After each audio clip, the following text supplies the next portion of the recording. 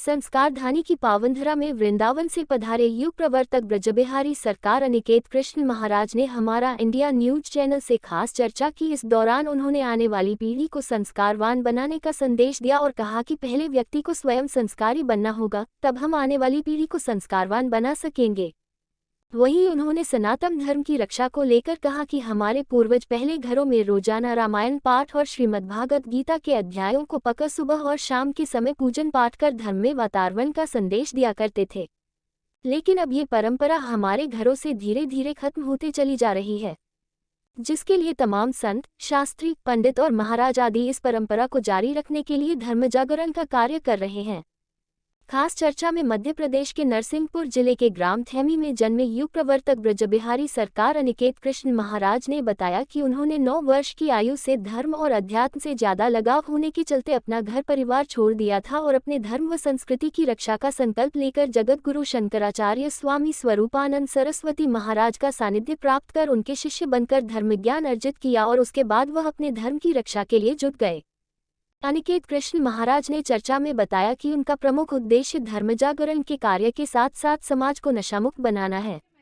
जब समाज का हर वर्ग नशे से दूर रहेगा, तभी समाज का हर वर्ग सुखी रहेगा। आगे उन्होंने बताया कि सनातन धर्म की रक्षा के लिए कार्य करना उनका प्रमुख उद्देश्य है, इसलिए वह अपने इस संकल्प को पूरा करने के लिए पूरे भारत में भ्रमण कर धर्म जागरण का भी कार्य कर रहे हैं और अपने दिव्य दरबार के माध्यम से परेशान व्यक्तियों की समस्याओं का समाधान बताकर उन्हें स्वस्थ और सुखी बनाने की भी निःशुल्क सेवा कर रहे हैं। देखिए हमारा इंडिया न्यूज चैनल से वीरेंद्र शर्मा की यह रिपोर्ट। बोलिए मर्यादा पुरुषोत्तम भगवान की, ब्रजबिहारी सरकार की जय। जय श्री सीताराम। आपके समस्त दर्शकों को सर्वप्रथम जय श्री राम। रहने वाले हम जन्मभूमि हमारी वृंदावन है, श्री धाम वृंदावन में, और गुरु कृपा से ही शिक्षा अध्ययन हमारा श्री धाम वृंदावन एवं परमहंसी गंगा आश्रम में हुआ। वैसे तो स्थान हमारा नरसिंहपुर में है। नरसिंहपुर के पास छोटा सा गांव है ठैमी, तो ठैमी में हमारा स्थान है, वहीं जन्मभूमि है और हमारे माताजी, पिताजी, दादाजी सब लोग वहीं रहते हैं। परमहंसी झौतेश्वर में विद्या का अध्ययन किया, गुरुजी का आशीर्वाद हुआ और एक गोटे गांव के समीप में ब्रह्म कुंड स्थान है, उस ब्रह्म कुंड स्थान में बैठ करके साधना किए। रामलला सरकार के चरणों का ध्यान हुआ और उन्हीं की कृपा से आज जो कुछ भी आप देख रहे हैं या दिव्य दरबार को लेकर के बताने का जो हमारा सामर्थ्य है, सब उन्हीं की कृपा से संभव है। समूचे भारतवर्ष में दिव्य दरबार को लेकर के आप लोग देख रहे हैं, बहुत सारे दरबार लग रहे हैं और ये एक ऐसा अद्भुत दिव्य दरबार है जहां आपके बोलने के पहले आप क्या बोलने वाले हो, ये सारी बातें पहले से ही पर्चे पर लिख करके रख दी जाती हैं। जो कि यहाँ पर काफ़ी लोग आए हमारे पास में और कभी कोई जिज्ञासु आता है, कोई परीक्षण करने भी आता है। तो हनुमान जी की ऐसी कृपा कि उनके शायद पूरे ख़ानदान के नाम को लेकर भी मैंने बताया है बहुत कुछ, ये सभी ने देखा भी है। हाँ, और 1, 2, 3, 4 पीढ़ी तक का नाम भी लेकर के बताया गया इसी दरबार से। पर जब वो आए, जिज्ञासा लेकर के आए, तब हमारे दरबार की एक भूमिका है, कुछ इस प्रकार 11 लौंग लेकर के लोग आते हैं और लौंग ला करके यहाँ चढ़ा देते हैं और फिर जो भी उसकी घटनाक्रम होती हैं वो स्वतः ही राम जी की कृपा से पर्चे पर लिख करके हम कलमबद्ध करके रख देते हैं और अपने इष्ट के भरोसे पर वो आज तक हमारी बात नहीं कटी है। मतलब अर्जी नहीं लगानी होती है। महाराज जी, ये वैज्ञानिक पद्धति है कि आध्यात्मिक है? आपको बता दें, जहाँ से विज्ञान खत्म होता है वहाँ से अध्यात्म प्रारंभ होता है। और आज शायद ये बात कहना बहुत बड़ी अतिशयोक्ति नहीं होगी, समूचा विश्व इस खोज में लगा हुआ है और बड़े से बड़े वैज्ञानिक भी लगे हुए हैं कि आखिर ये क्या है, और वो भी नहीं जान पा रहे हैं कि आखिर ये क्या है। बाद में आ रहे हैं और बोल करके यही जा रहे हैं कि भैया कुछ ना कुछ तो ज़रूर है, और ये कुछ ना कुछ और कुछ नहीं, हनुमान जी की कृपा है। जब वो कृपा करें तो सुमर पवन सुत पावन नामू, अपने वश करी राखे रामू। साधक जो बोलेगा मन क्रम वचन से बस पवित्र हो, तो जो बोलेगा वो सत्य हो जाता है। आज तक हमारे दरबार में कोई नकार नहीं पाया ये बात कि ऐसा नहीं है, और शायद कभी ऐसा होगा भी नहीं, क्योंकि ये हमको अपने इष्ट पर भरोसा है। तो ये पूर्ण रूप से साधना का विषय है, इसमें विज्ञान का कुछ भी दृष्टि नहीं है।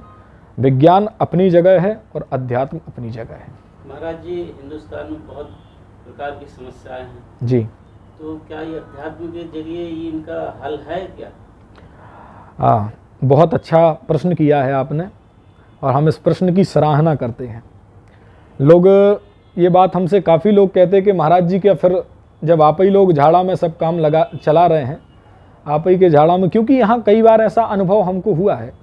अभी एक ग्राम बखारी के पास में एक ग्राम है, सिवनी के पास में, हम कथा करके आए, एक वहाँ गूंगा आदमी भी बोल गया जो 4 साल पहले से नहीं बोला था। उसका वीडियो आप भैया से लेना। और वो गूंगा आदमी बोला, प्रत्यक्ष प्रमाण इसमें हनुमान जी का दिव्य दरबार रहा। बड़े बड़े मीडिया कर्मी भी वो रिपोर्ट लेकर के गए, और ये अनुभव हमारे स्वयं के हैं कि कैंसर जैसे बड़े बड़े रोगी भी इससे ठीक हुए, जिनका 10-10 साल पहले ऑपरेशन स्थितियां बनी थी, और वो भी इस दरबार से ठीक होके गए। तो लोग कहते हैं कि इसमें क्या दुआ में ही काम बनेगा? तो नहीं, दवा की भी आवश्यकता है और दुआ की भी आवश्यकता है। दोनों को साथ लेकर के चलें तो कल्याण निश्चित है। एक चीज़ और है कि हम सभी तो मानते हैं कि भगवान है, और जहाँ तक बात हनुमान जी की करते हैं तो कहते हैं कि संकट मोचन है। बिल्कुल, आप दिल से याद करो तो वो पहुँच जाते हैं आपकी जरूर जरूर संकट को दूर करने के लिए। लेकिन देखिए, वैसे ही बॉलीवुड में आपने देखा ही होगा, मनोज मुंतशिर का कहना है कि भाई हनुमान जी तो भगवान नहीं है जी, और ना ही भगवान राम जी भगवान है, जी। उनको तो हमने भगवान बनाया। क्या कहेंगे आप इसमें? वो जो भी ये बात कह रहे हैं वो एक बार हमसे आकर के मिलें, तब फिर कुछ उनको हम प्रमाण दें, क्योंकि जो भी उन्होंने बात कही है, हम बड़े दूर हैं इन सारी विषयों से, कभी हमको सूचना नहीं मिली इस बारे में। पर यदि कहीं उनको प्रमाण चाहिए भगवान के होने का, तो वो एक बार हमारे पास जरूर आएँ। ये बात हम अभिमान में नहीं कह रहे हैं, आपके चैनल के माध्यम से और कहना चाहेंगे उनको कि वो जहाँ से जहाँ तक परीक्षण करना चाहेंगे कि दिव्य शक्तियाँ हैं या नहीं, तो इतना गीला करके यहाँ से भेजा जाएगा दरबार से कि कभी उन्होंने विचार नहीं किया होगा कि आखिर ये भी कोई बताया जा सकता है, और प्रमाण देकर के भेजेंगे। देखिए, रामलला सरकार के श्री चरणों की कृपा से ही एक सारी बातें संभव हैं। यदि भगवान नहीं है तो फिर ये सब कैसे हो रहा है? कोई किसी की 4 पीढ़ी के बारे में कैसे बता सकता है? आपके मन में क्या आप बोलने वाले हो, ये घटना को कोई कैसे पहले से लिख सकता है? असंभव कार्य है ना। हाँ, तो ये तभी संभव है जब उसकी कृपा हो। और ऐसे विधर्मी तो काफ़ी आए गए और रोज आएंगे और जाएंगे, उनसे हमको कोई फर्क नहीं है। पहले कोरोना बीमारी फैली हुई थी पूरे विश्व में, जी, पूरी दुनिया से हाहाकार मचा रही थी। हाँ, हमारे देश में कहते हैं कि हमारा जो देश है, जी, हमारे देश के जो साधु संत है, जी, पूरी दुनिया को एक राह दिखा रहे हैं। बिल्कुल और बिल्कुल, विश्व गुरु गद्दे की भी उस पे बनने की प्रक्रिया में। जी, जब इतना सारा हमारे पास सब कुछ है, जी, तो कोरोना काल में भगवान भी ताला के अंदर बंद हो गए थे। तो वो क्या, उनका उस समय जब पूरी दुनिया में हाहाकार मचा हुआ था, जी, लोग मर रहे थे, जी। ऑक्सीजन नहीं मिल रही थी, दवाइयाँ नहीं मिल रही थी, उस समय भगवान यदि हैं तो वाह, प्रकट होना चाहिए। बहुत सुंदर, आपने बहुत अच्छी जिज्ञासा रखी है। आपकी इस बात को लेकर के एक आपकी मीडिया के दर्शकों को एक बात बोलना चाहेंगे। प्रभु को गर भूलोगे बंदे तो बाद बहुत पछताओगे, पैसे से बिस्तर लाओगे नींद कहाँ से लाओगे। पैसे से बहुत ब्रांडेड से ब्रांडेड बिस्तर ले आओगे पर नींद कहाँ से लेके आओगे। पैसे से अपितु भोजन लाओगे पर भूख कहाँ से लाओगे। भूख आपको पैसे से नहीं मिलने वाली। भूख यदि चाहिए, नींद यदि चाहिए तो परमात्मा को भजना पड़ेगा। ये हादसा जो हुआ कोरोना काल के समय, ये स्थिति कुछ इंसान की भी गड़बड़ी थी। जो अधर्म फैला हुआ था, जब जब होए धर्म की हानि, बाढ़ही असुर अधम अभिमानी, फिर तब तब धरी प्रभु विविध शरीरा। तो जो अधर्म फैला हुआ था, तो ये समझ लीजिए आप कि वो विधर्म को मिटाने के लिए भगवान ने कुछ ऐसा भी दिखा दिया कि फिर सारा विज्ञान भी शून्य पड़ गया। उस समय जो कहते थे कि दवा में ही काम बनेगा, उस समय कुछ समझ में नहीं आ रहा था, श्वासों को भी खरीदना मुश्किल पड़ गया। आपने मंदिर की बात कही तो एक बात बोलना चाहूँगा। मंदिर में लगाए जाते हैं इसलिए ताले क्योंकि डर है कि लोग भगवान को न बेच डालें। तो डर आज हम लोगों को इस बात का है। मंदिर में जो ताले लग रहे हैं, पहले हमारे यहाँ पर एक जीवन था, आपको बता दें, आपके दादा परदादा के समय में कभी आपने ताले नहीं देखे होंगे। हाँ, दादा हयात थे जब मिट्टी का एक घर था, चोरों का कोई खटका ना डाकुओं का डर था, ना कोई चोरों का खटका ना कोई डाकुओं का डर था। अच्छा, कोरोना में अपराध भी मतलब शून्य था, सोचिए आप। बिल्कुल चोरी बिल्कुल, ना चमारी कुछ नहीं हुआ, क्योंकि डर था उस समय लोगों को। केवल उस समय कोई दिखाई पड़ रहा था तो सबको यही समझ में आ रहा था कि भैया अब तो बस भगवान ही रक्षा करें, क्योंकि सांस भी खरीदना पड़ गया आदमी को, वो भी मुश्किल पड़ गया। तो इसलिए सब याद रखें इस बात को कि सहारा जब कुछ नहीं होगा तब वो भगवान ही हमारा सहारा बनेगा, और उसको लेकर के यदि चलेंगे तो कभी जीवन में अमंगल नहीं होगा।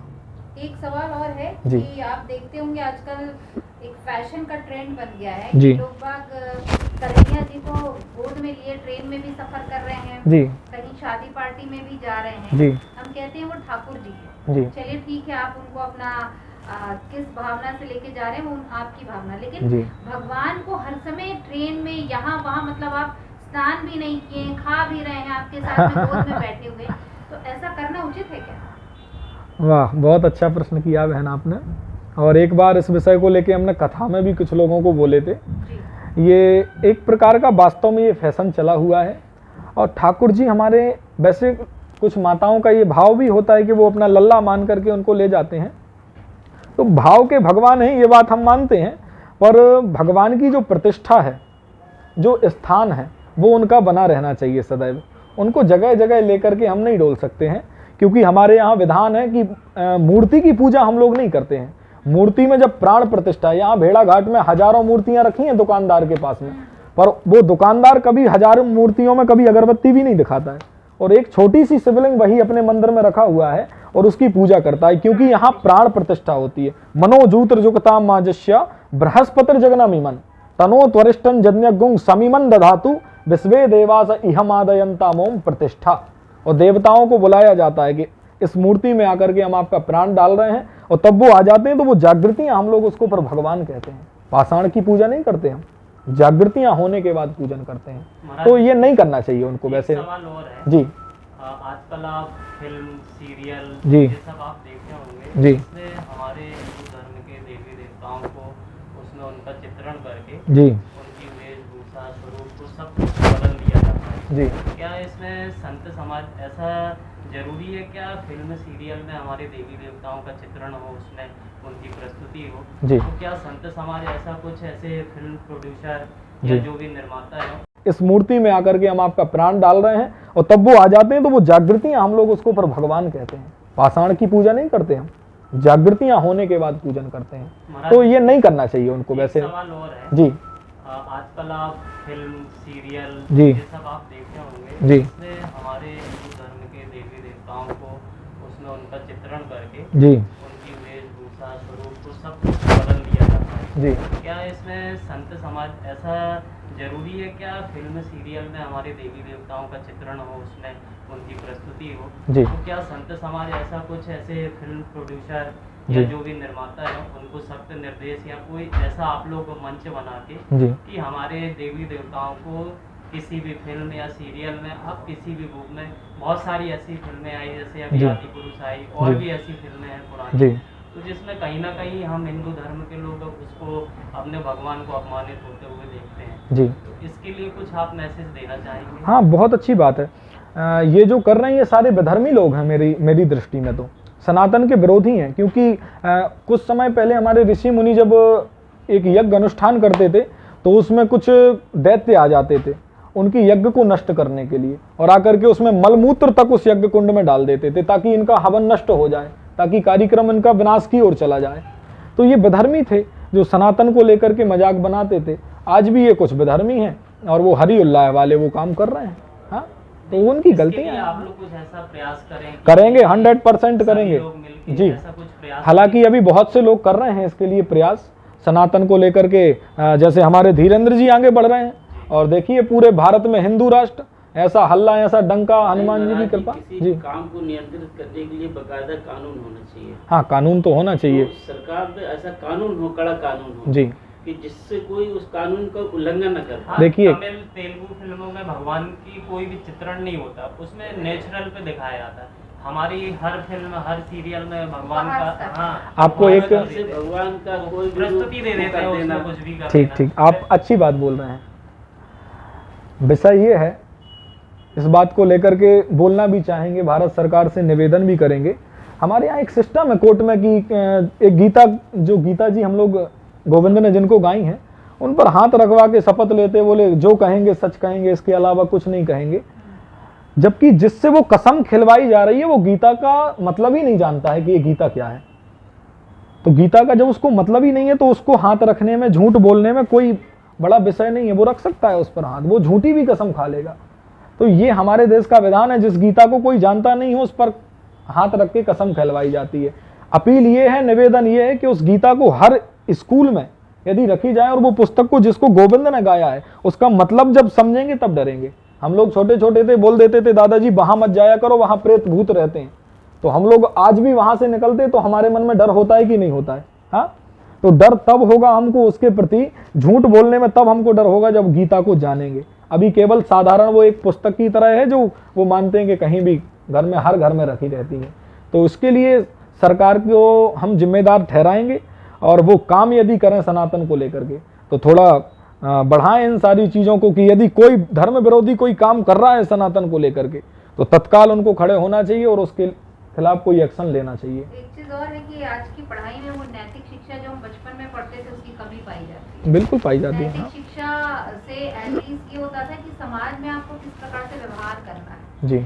और दूसरी बात ये है कि बच्चों में कहते हैं ना कि ये आपका जो बच्चा है, छोटे से अगर आप बीज बोते हैं जी धर्म संस्कार का, तो बड़ा होकर वो एक जिम्मेदार नागरिक भी बनता है और दूसरा वो अपने धर्म और साहित्य को जानता है। क्योंकि आज आप जो देख रहे हैं लव जिहाद जी, उसमें अधिकतर बेटियां ये बोलती पाई जाती हैं कि मेरे पिता ने तो बताया बताया ही नहीं। तभी एक जिहादी उसको बताता है कि भाई तुम्हारे शंकर जी अपनी पत्नी की रक्षा नहीं कर पाए, बिल्कुल। वो तो कैसे रोते हुए दौड़ रहे थे। हाँ। तो जब उनको स्टार्टिंग से बताया जाएगा कि हमारे जो देवी देवता हैं वो किस प्रकार से त्याग करते हैं, किस प्रकार से ध्यान करते हैं जी, तो कल को कोई भी उनको बरगला नहीं पाएगा। क्या कहते हैं आप? बहुत अच्छी बात है।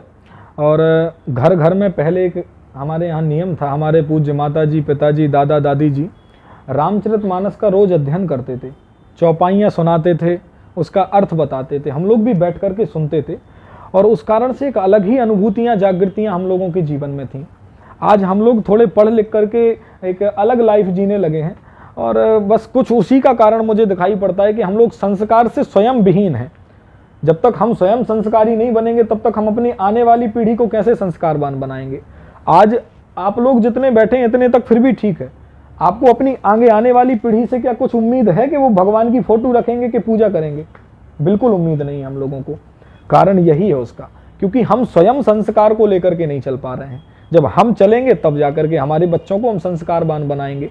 उनको पता ही नहीं है कि शिव क्या है, उनको पता ही नहीं है कि राम क्या है, और जब नहीं पता है तो फिर वो शिव का विरोध तो करेंगे, राम का विरोध तो करेंगे। महाराज जी अभी देखने में आ रहा है जी कि जितने संत हैं जी, जो कथा करते थे, हाँ जी, वो बहुत बड़ी बड़ी फीस लेते हैं, बड़े-बड़े लोगों के यहाँ उनका उठना बैठना होता है। अरे राम जी, मंच से तो बोलते हैं संस्कारों की बात, लेकिन स्वयं उसका अनुसरण नहीं करते। सेलिब्रिटी बन जाते हैं हाँ, खास। वाह, अच्छा विषय किया है आपने। हमको तो इस विषय में पता नहीं है, आप लोगों को बता दें आपकी मीडिया के माध्यम से। हमारा 108 कथा का संकल्प है। कथा तो हम काफ़ी समय से गा रहे हैं पर अभी 58 कथा पूर्ण हो चुकी हैं। संकल्पित कथा ये 2018 से लिए हैं जो संकल्प, इसमें 58 कथा विश्राम अभी तक हो चुकी हैं, जिसमें हमने किसी से एक सिक्का भी नहीं लिया, किसी से भी। हाँ, ये है कि हमारे जो पंडित लोग, आचार्य लोग साथ में रहते हैं, इनके विचारों के घर परिवार लगे हुए हैं, तो इनको जो भी यजमान से मिल जाता है तो वो उनका प्रसाद स्वरूप होता है। बाकी डिमांड तो है नहीं। अभी भी कोई कथा करवाने आते हैं हमारे पास, इधर भी किसी को हमने तारीख दी है तो उनसे आप पूछ भी लीजिएगा, हम तो कुछ लेते ही नहीं है। 20 लाख रुपए लेते हैं उनको। हाँ। पूरे कथा का खर्च कम से कम 1 से 1.5 करोड़ रुपए होता है। अच्छा, इस विषय में हमको ज़्यादा पता नहीं है और हम बिना जाने किसी पर प्रतिक्रिया नहीं देंगे, पर इतना जरूर कहेंगे कि भागवत जी हमारी कल्प वृक्ष है। कल्प वृक्ष हमने सुना है, कल्प वृक्ष के नीचे बैठ करके जो कल्पना करोगे वो मिल जाता है। तो हमारा तो ये विश्वास है, भागवत से हमको अनुभव है कि हमने जब भी आज तक लिया किसी से कुछ है नहीं है और कमी किसी चीज़ की है नहीं है। बस सीधा बात यह है कि जो विचार करते हैं वो हमको प्राप्त हो जाता है। जीवन में एक सूत्र है कि जो प्राप्त है वो पर्याप्त है, इसलिए आनंद में है। बाकी उन पर कोई टीका टिप्पणी नहीं, वो उनका विषय है, वो राम जी जाने। जय माई की।